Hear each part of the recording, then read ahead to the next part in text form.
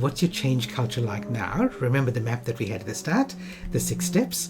So we're at the stage now where we're going from compliant to proactive. Before we get there, before I talk about that, because this was the biggest area, right?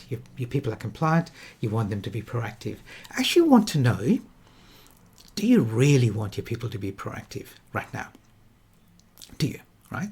The reason I'm asking that is because maybe you don't. Maybe proactive is something you want in the medium or longer term, but it may not be something that you want right now. And here's the reason why. Okay, and let me ask you the question first. Do you want your people to be proactive? Okay. Let me ask you the question. So I'm going to ask you, give me a yes or a no in the chat. Do you want your people to be proactive?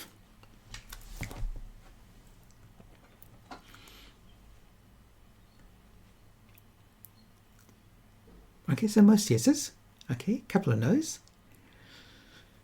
Sophie's going, is this a trick question, Gihan? It's not a trick question. I know you didn't say that, but it's not a trick question, but I think it's an interesting question to consider. Because if you're thinking about, let's take these 2 examples here. We've got this restructure in the organization. This person has got a restructure. Another team has to do other things around managing client expectations, and morale's under pressure because this has been imposed from above. Same with the next one. So the other one that I showed you, an organization that's got these new AI customer experience systems, but they're not very useful, right?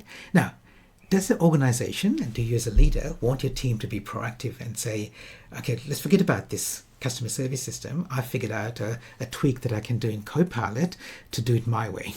Okay, probably not. Right? You probably don't want that, and your boss probably doesn't want that either. Or there's been restructure, we've got some new resources, and there are these people who go, oh no, I'm just going to do this privately my way because my way has always worked and it's better than trying to learn this new system.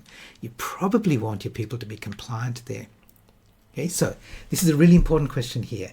You want your people to be proactive because you're moving them on the thriving scale, but maybe not just yet. And if that's the case, be okay with that.